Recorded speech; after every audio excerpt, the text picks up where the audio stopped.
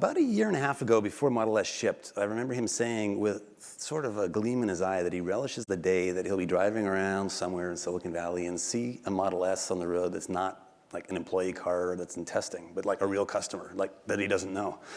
And so as a quick survey of hands, how many people here today saw Tesla driving around Silicon Valley? And I don't mean the one out there, because that means you've all seen multiple Teslas, right? I saw 10, I counted today, and I have a short commute, so that dream has become reality, and what Tesla has done has been a marvel to watch. So I think a lot of folks here, business students, friends of the firm, are really curious on how this all works. And so if we could, start with some design questions and then some organizational and people kinds of questions. But starting with design, as you think about the big problems in the world that you are addressing, do you start with a particular product in mind, like there could be this Model S, there could be this Falcon 9, and then think, how do I get there? Or do you start with saying, there's something broken in the world, and I'm going to fix it, and I'm going to commit to do it, even if I don't know how I get there? Sure. So let's see. Is that on? Yeah, it seems to be good. In the case of Tesla, SpaceX, and SolarCity, and actually also the PayPal and the Zip2 before that, it really stemmed from when I was in college. I was trying to think what would most affect the future in a very likely to be a positive way. So the three areas where I was quite sure would be positive were sustainable energy, internet, and making life multiplanetary. And then there were a couple other areas where it's maybe a question mark, like AI and writing genetics. And what was the last one? Yeah, rewriting genetics. Rewriting genetics. Oh. Yeah. So just have big impact. It's good to know where phase 3 and 4 might come, yeah. Potentially negative consequences, hopefully positive, but something could go wrong. So did you have like a rank order, like was it top 3 and a couple of contenders, or were they all kind of jumbling around, waiting for the right moment? I just thought, if you look ahead and say what's really going to have an important effect on the future of humanity as a whole, those were the 5 areas that I could come up with standing in the shower, basically. So there's this moment of epiphany that you held for a while, because you didn't pursue those right away, right? This was sort of an early vision that you then got opportunities to execute on. Yeah. So maybe if we pick an example like Tesla going towards the Model S or SpaceX going towards the Falcon 9, do you commit the team, yourself, your resources to that endeavor, now a little farther along, when you have the end point in mind, or just let's say the cost of goods analysis for the rocket, or EVs should be better than internal combustion engines, just in general, I'll commit. I'll believe that should be done. Yeah, I didn't really get into any of this with the expectation of success, or at least, yeah. I started out with thinking, okay, I'm going to do something in the electric vehicle space, and that's why I originally came to Stanford, was to work on advanced energy storage technologies, in particular ultracapacitors. So that was continuing on research that I'd done as an intern in Silicon Valley in the summer prior. So that's why I originally came out in '95. And then during that summer, I wrote some internet software, and I thought, okay, I can either work on electric vehicle technology, or I could sort of work on internet stuff. Try to do something with the internet. And I thought the internet would be something that would dramatically affect the future of humanity. It would be like acquiring a nervous system. And whereas previously communication would have to occur almost by osmosis, from one person to another, or slowly through telephone or mail or something like that. But now, if you have a nervous system, any part of the sort of human collective can know about any other part instantly. And previously you'd have to be at the sort of Library of Congress, even to have the Library of Congress as sort of information. But with everything digitized and access anywhere, you could be in a jungle in South America, and if you had just an internet link somehow, you'd have access to all of humanity's information. So it would actually effectively create a superorganism and fundamentally change the nature of humanity itself. So I just want to be kind of part of that. Is that the path to AI that you might see? It's actually not exactly AI. It's some sort of human-machine collective intelligence. So different from AI. Although AI may not turn out to be exactly what, hopefully not, it's not exactly what like describing Terminator or something. Now, a quick pause for those who haven't been to SpaceX. The data center has got to be the coolest thing you've ever seen. It's Skynet on the door, Cyberdyne Systems branding and logoing, the most badass set of lights coming from all the blinking servers. So you own it. Exactly. Yeah. Our FVA and CFD cluster is called Cyberdyne Systems. We'll get back to influences later on, but I want to try to see if I understand what you were saying about this. You see the long arc of, and what's important to humanity, not little problems, but huge problems that can be solved. A lot of us go around and we see something frustrating like traffic on the 405, and we just take it as, well, crap, government's screwed, what are we going to do, right? You have this incredible sort of scope of ambition, right? Planetary scope, interplanetary scope, right? Yeah. A little more than just changing the world, let's change some other worlds too, right? And this is big stuff. Was that always in your mind, or did you become more emboldened over time that this is available, we can do these things? It definitely emboldened over time. I mean, when I started the first internet company, Zip2, with my brother and another person, Greg Curry, it wasn't really with the thought of being wealthy. I've got nothing against being wealthy, but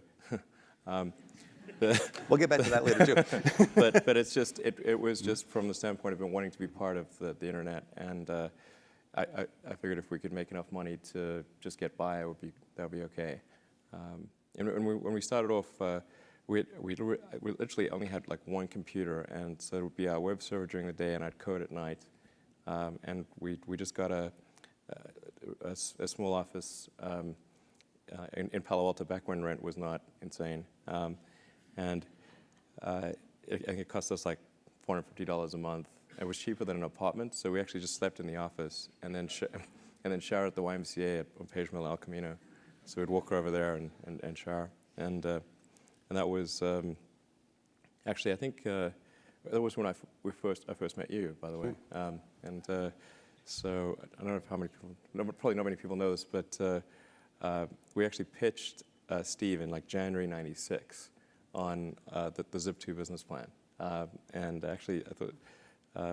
Steve was actually one of the most up to speed on what actually was in our business plan. Most of the people we met did not actually read our business plan. In fact, a lot of venture capitalists we met at the time didn't even know what the internet was. They'd never used it. Sure, and they didn't think I'm not sure if we still do. Yeah, right. Yeah, I'm talking like sort of well-known people on Sand Hill. I was like, wow, okay. But at the time, nobody had made any money on the internet, so I guess that's. Then it wasn't really clear evidence that there was a business, Those were fun times. I remember Kimball and you coming in, and right?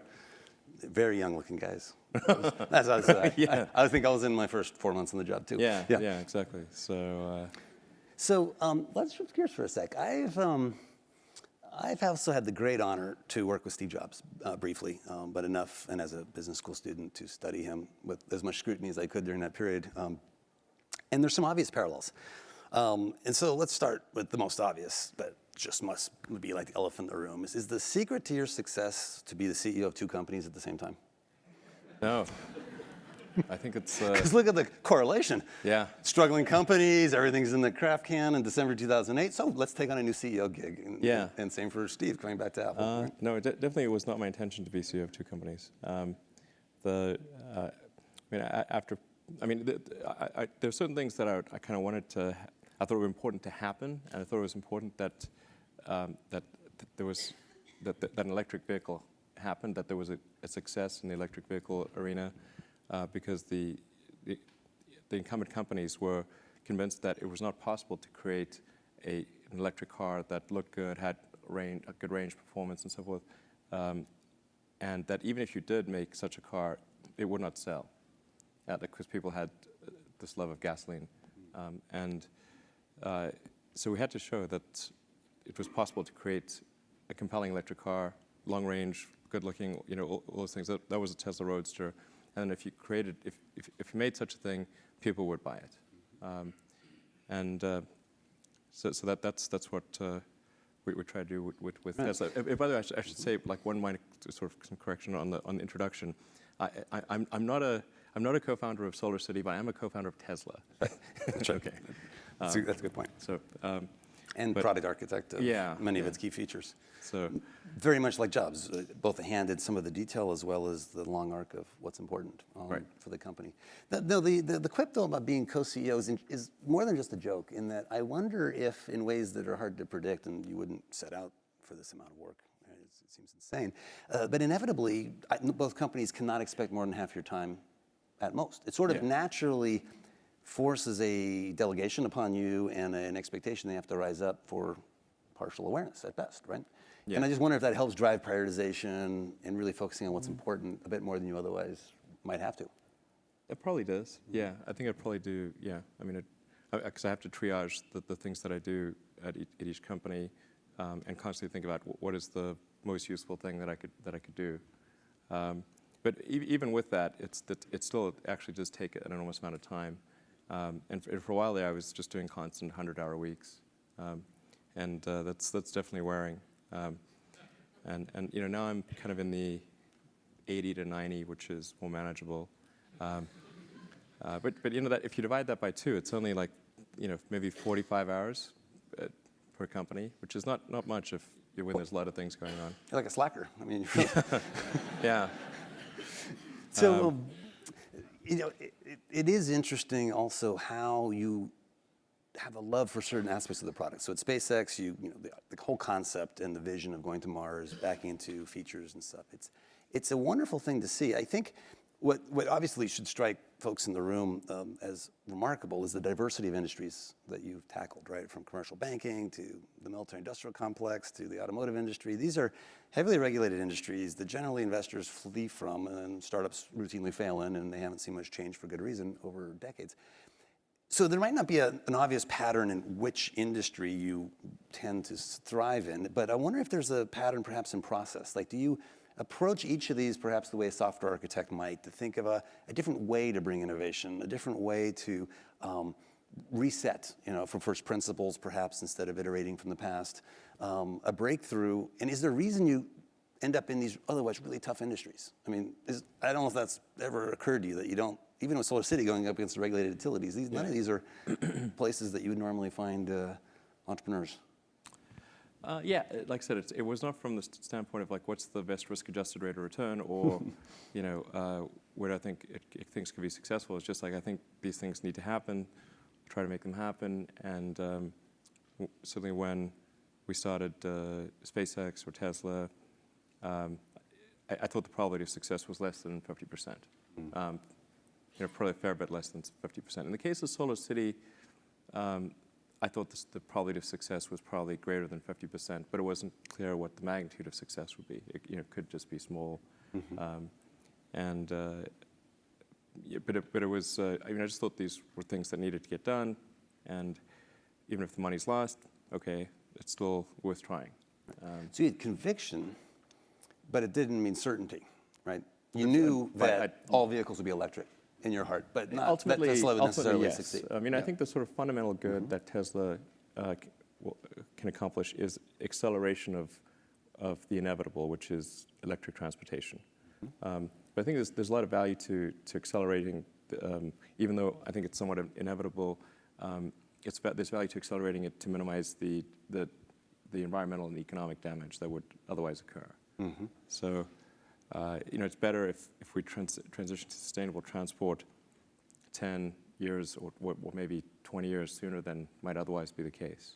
Right. And I think the Tesla's effect has been much greater than the cars that's made internally, because when we announced the Tesla Roadster, then Bob Lutz, who was vice chairman of GM at the time, saw our press release and said, if a small company in California can do it, then so can GM.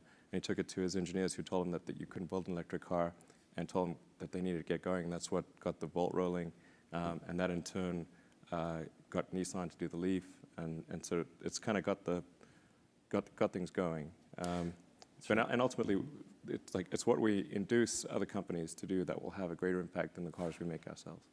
It's an interesting point I'm going to come back to later, this idea that Tesla's founding mission is, as Elon has articulated from the very beginning through the most recent reports to the public, is to catalyze an industry shift that Tesla will be some part of, but to help others in that shift as well, which is remarkable. Right. So we supply powertrains to Toyota and to Mercedes, for example. So help what could be viewed as your biggest competitors one day, absolutely. to in fact accelerate that. Before we get to that sort of purpose-driven mission, I do want to ask, or at least maybe make sure the audience realizes how cool this car is, and so Elon doesn't have to do this. In case you haven't been as much of a fan as the two of us, it's a bit unprecedented, the reviews it's received. Consumer Reports saying it's the best car they've ever tested. Road and Track saying it's the most important car in America's history. The safety testing showing it's the most safe car ever manufactured, by far, including vans and SUVs. And so it's pretty remarkable to peg performance, desirability, safety, and all these parameters. So is it luck, or is there something particularly unique about the EV design space that let it be possible to build the best car? Well, I think luck does play some role here, but I think electric vehicles have a fundamental architectural advantage. If one designs an electric vehicle from the ground up and takes advantage of what's possible, like if you just were to convert a gasoline car, you would not achieve these advantages. But if it's properly done, you can actually package the battery pack in the floor pan and achieve a low center of mass and have a very compact motor and inverter and gearbox, so that the actual usable space in the car is significantly greater than a gasoline car of the same overall external dimensions. And then if you do a few other things, which aren't necessarily specifically related to an electric car, like using an aluminum body and chassis is helpful because you can absorb more energy per unit mass, essentially, in a crash. Like a crumple zone. Yeah, exactly. But part of it's related to electric vehicle architecture, and part of it is related to other technical decisions that were made in the design of the Model S. That's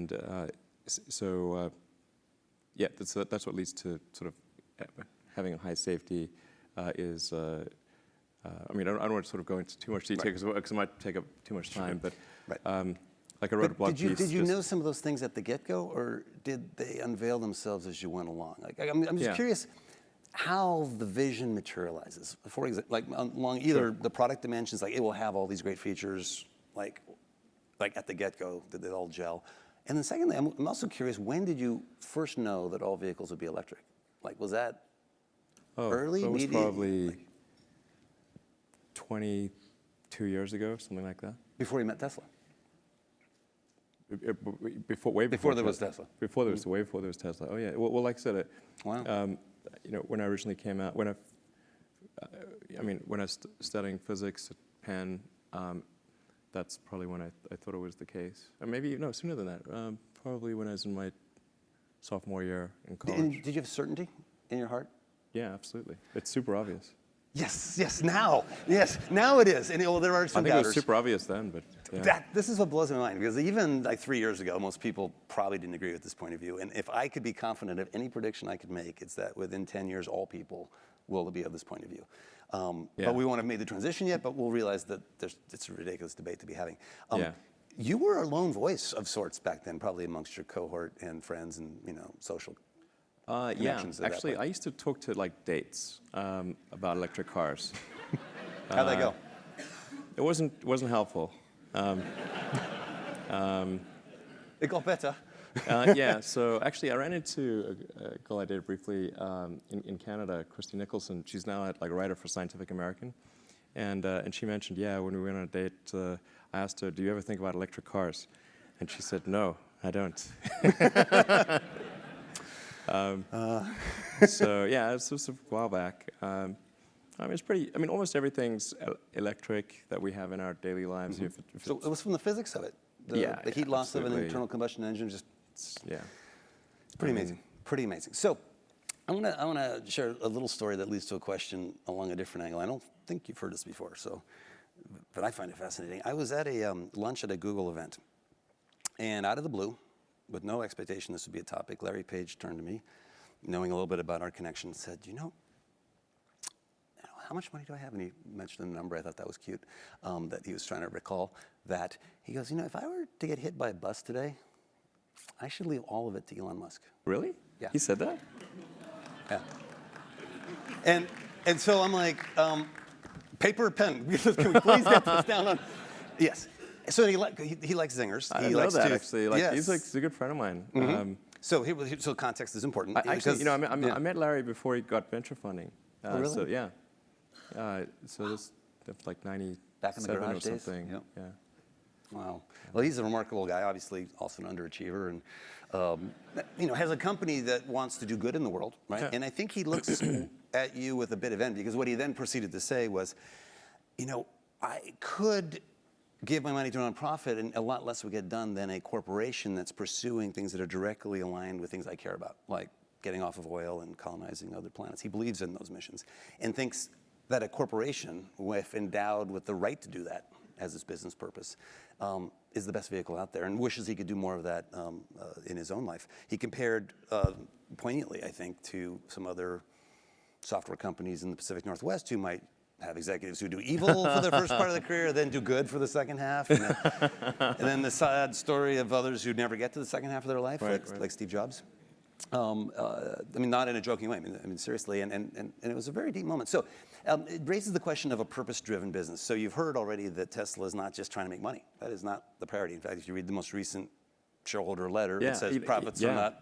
In fact, I started off the shareholder letter saying the profits are not our primary goal, and then I got a little bit of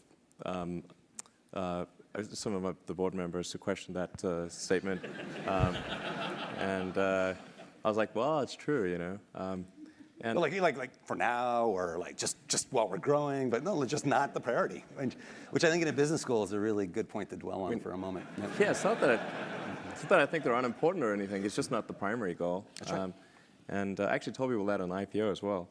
And so it's not like new information, or at least if people had watched the IPO, it's not new information. And actually, amazingly, the stock went up after that. I think there's a profound reason. I mean, you see the benefits of being focused on something that's a higher calling as your primary motivation. Your employees love it, the customers love it, partners love it, right? Yeah. And you feel better about your job.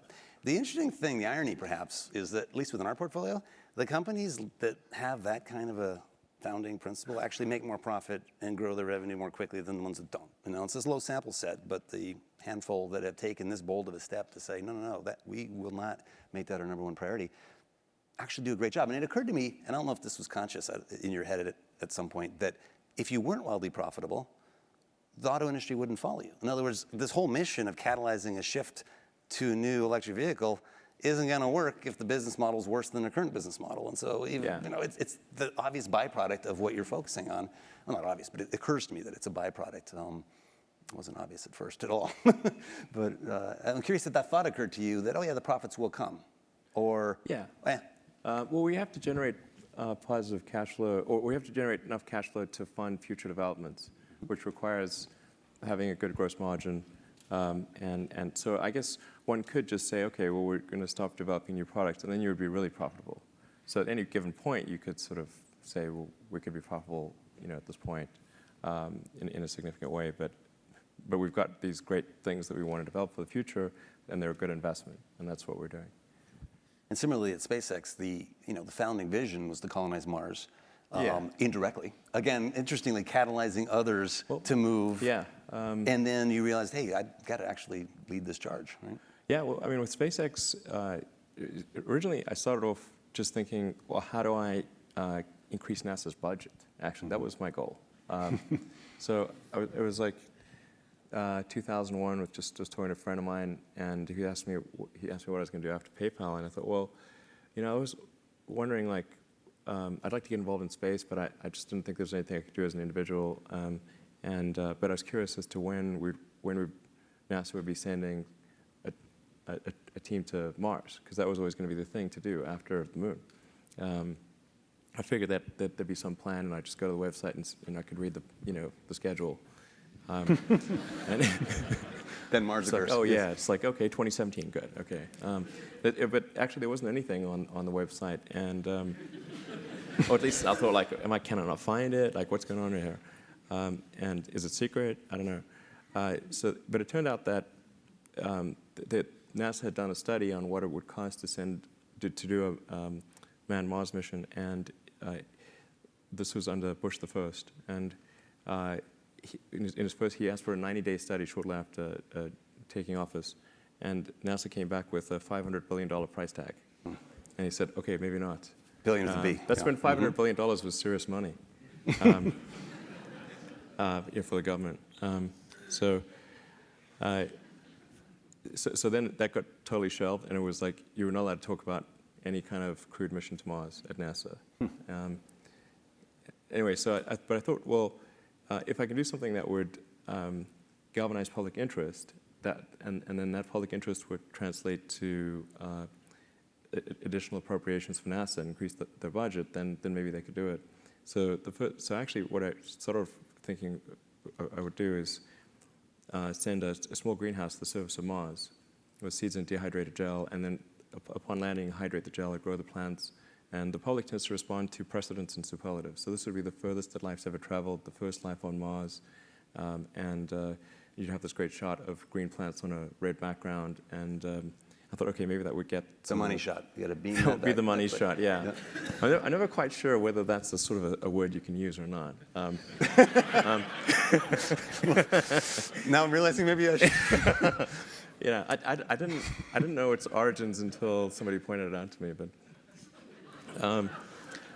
Okay, moving back to that greenhouse on Mars. Yeah, so the photo is out there, and it inspires others. So you get this great photo, and I thought, okay, well, if we could make this happen, this would be cool, and NASA would get the money, and they could sort of send a team to Mars, and it'd be great.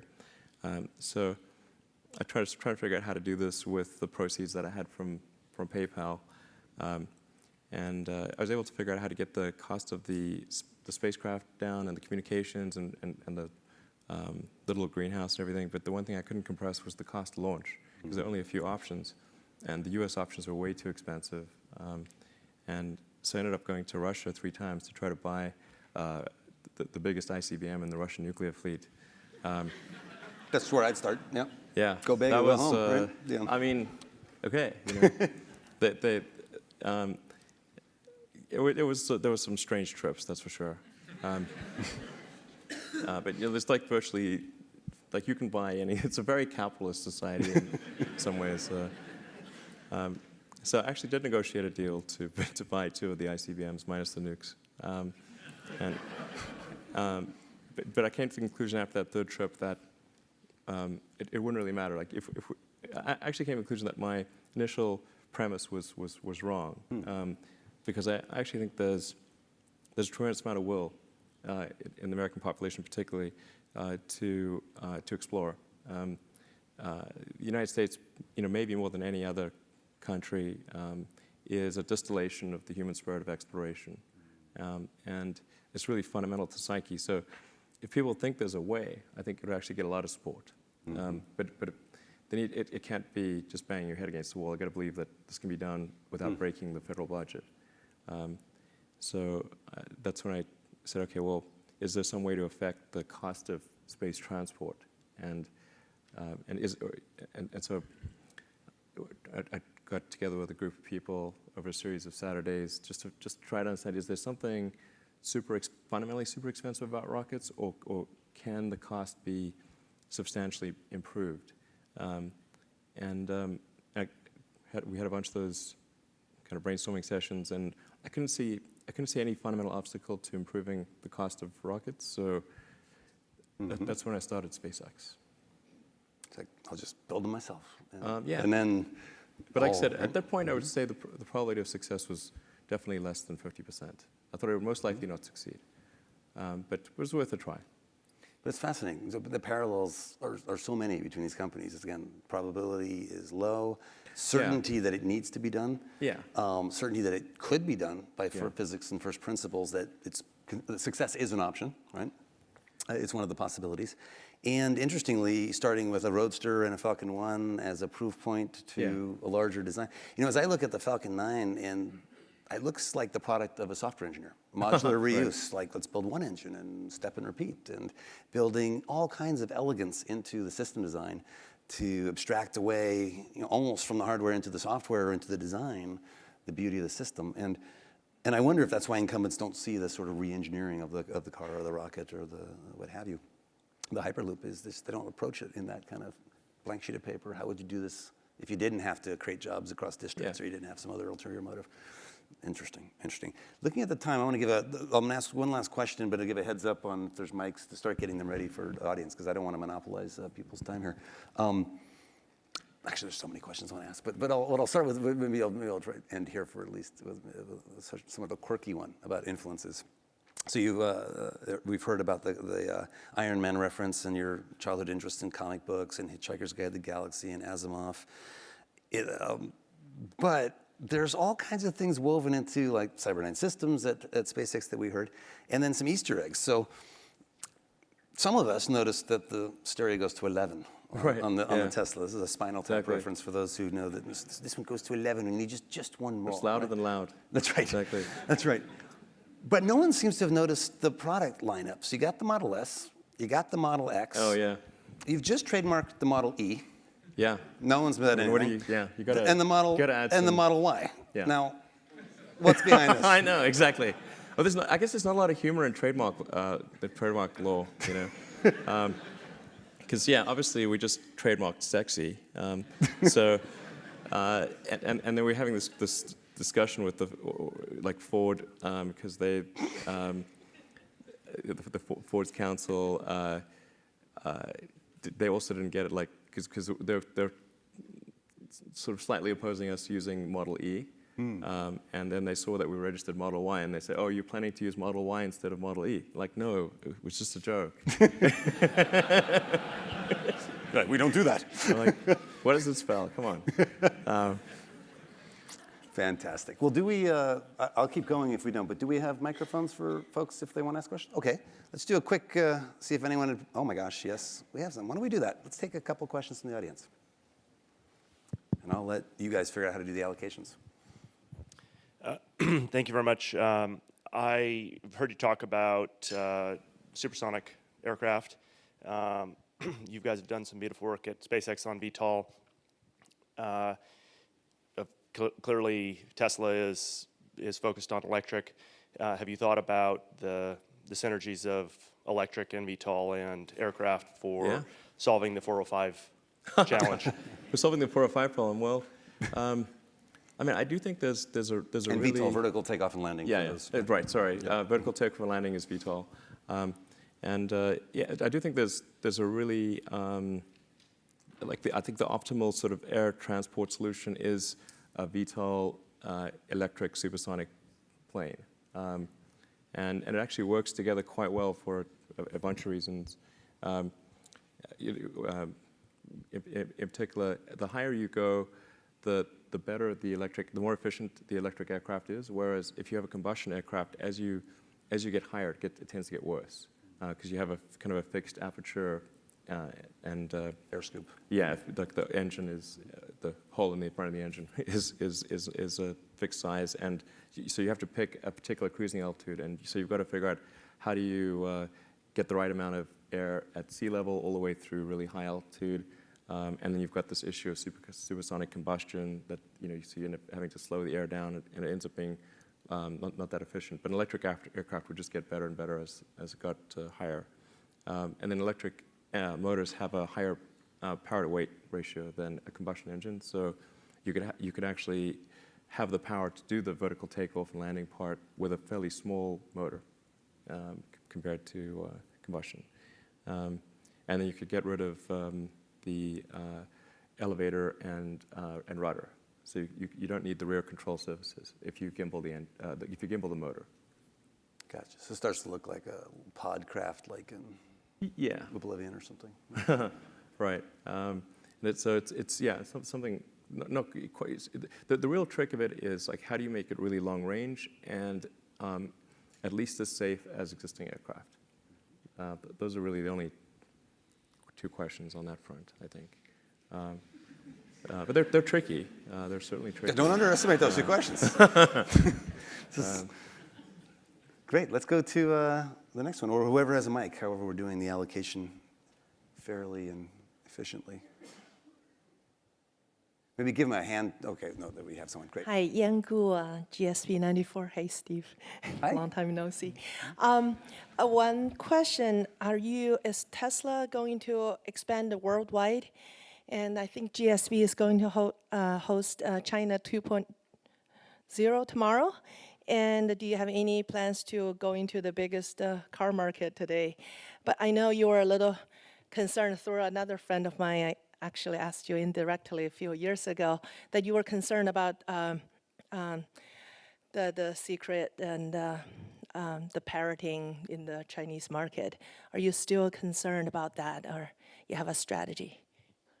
Yeah, so Tesla's definitely going to ship worldwide. In fact, the Tesla Roadster is in 31 countries right now, and we expect to ship the Model S to China starting next year, as well as to Japan and Hong Kong and Singapore and a number of other, and Australia.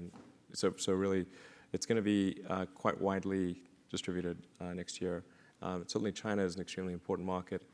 In fact, for premium sedans, China is about half the world market for premium sedans. So if you take and growing, right? Yeah, so you take something like the Mercedes S-Class, but last year 54% of Mercedes S-Classes were sold in China. So a pretty important market. Yeah, so we're going to definitely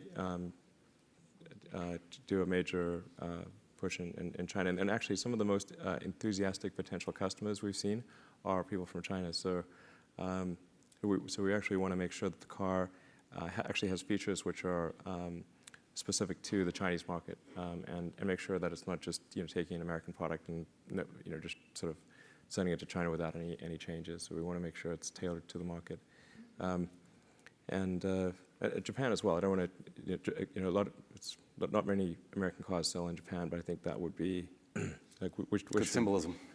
Yeah, I mean, like I think we should take the Japanese market seriously, and I think if we do things right, we should have reasonable sales there. Yeah, so that's going to be next year. I mean, as far as copying stuff, I think that's certainly a risk. I think China's actually getting a lot better these days, and I think the new government is taking intellectual property a lot more seriously. So I'm actually starting to feel more and more confident about that the technology not being copied in China, or at least it getting much better. And I don't think it's going to be too much of an issue until we want to establish local production, and that's where we need to make sure that we do it right, and there's not an incentive for the factory team that we established there to sort of go across the road and create a competing factory. But that concern is a few years away. Great. Do we have another one? Oh yeah. Up here? The students are largely upstairs. Is that up right? here. Yes. Mm-hmm. Hi, Alan. This is Gabriel Parra, MBA student. First of all, thank you. It is very inspiring to hear an experience about actually, changing the world using organizations as the organization that you created. Hopefully, will inspire another Iron Man movie as well. And I was wondering if you can tell us more about the experience about, how to balance, those trade-offs between your profits and, following purpose that goes further than just make money. You are trying to change the world, work for the humanity rather than just make profits in the short term. So what was the question? I'm not sure if I got it. How do you balance? Okay, how do you balance? Sorry. Well, yeah. Well, I mean, first of all, I should say, with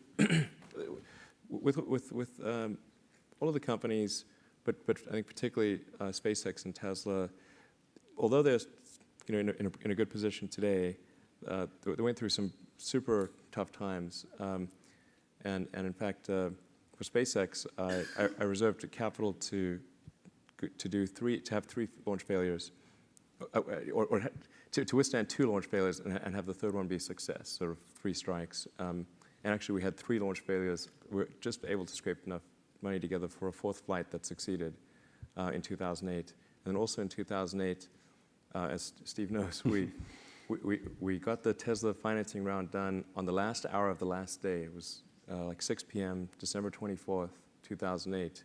And if we hadn't gotten it done then, the company would have gone bankrupt a few days after Christmas.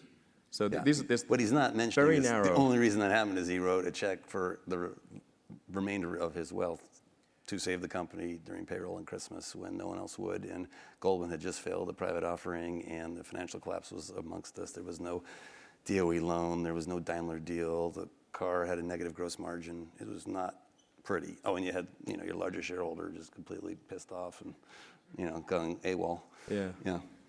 It was ugly. Yeah. Yeah. It was a stressful period. And that was just at work. I mean, Yeah. So for a while, there really wasn't a question of profit or non-profit. It was like, we need to live. How do we live? So that was the main challenge. And now, now we're at the sort of the stage where we can say, okay, we can shift the dial between, we could make, let's say at this point, a medium amount of profit or a small amount. We've sort of chosen to make a small amount because we can reinvest the cash flow into future products. So now right now we're reinvesting the cash flow into developing the Model X, which is an SUV, and to increasing the production capacity of the factory, and doing a little bit of advanced planning on the third generation vehicle that'll be a mass market, sort of affordable, compelling electric car. So that's really, I guess, what's meant by, in this case, not pursuing. We're not trying to maximize profit at this point because it would constrain the business, the growth of the business, and constrain the overall objective of transitioning the world towards electric cars. So I got nothing against profit in general, but it's not. I actually don't think it's the smart move. If one were to take net present value of future cash flows, I think maximizing profit at this stage is actually not the smart move. And it's interesting because earlier I said we'd get back to it. You mentioned that your goal was not to start a company that has the chance of making the most money for you the quickest, right? Yeah. And that the wealth personally is almost a byproduct of these activities of passion. And by analogy, in the investment field in venture capital, you could look for the thing that'll make the most money the quickest, right? Like a new ad network for social media. But who cares? Right? It really just doesn't help the world in any meaningful way. And there are if you take a longer term perspective, there are things you could do that don't answer the short term question of what's going to make me the most money this year or this 5-year period, but over 20 years. Focusing on those, ironically, he may make the most money, right, of any entrepreneur, or these companies might be more profitable than their cohort that doesn't follow that same purpose-driven kind of almost messianic zeal. So the balance question almost implies a dichotomy that may not be opposed, but maybe aligned if you orchestrate it right. Yeah, maybe more of a short-term versus long-term approach. Yeah, exactly. Great. We have a hand up here. Up here? Another one up here? Sure. Up here, this will be the last question. Oh, is this the last question? Okay. Yes, from your current car marketing strategy, you could say that your car is directed towards the luxury car marketplace, so that's a fairly well-defined market. Do you have any plans for expanding it to the general marketplace to, say, make a car for the masses, which might be maybe in the $25,000 to $35,000 range? Yeah, absolutely. Good question, then. In fact, for the first blog piece I wrote for Tesla was the Tesla master plan, which is to start off with an expensive low-volume vehicle, then go to a mid-price, mid-volume, and then sort of low-price, high-volume. So we're kind of in phase 2, and with our third-generation vehicle, we expect to be somewhere in the $30,000 to $35,000 range for the car, which when you take into account the savings from the use of electricity instead of gasoline, is more like comparing it in the US to about a $28,000 car, or in Europe to a $22,000 car. And the maintenance is much less, the fuel costs are much lower. Yeah, absolutely. That's right. Well, great. Well, I want to thank you very much for this and transition to the closing segment of our evening. Thank you. All right. Thanks.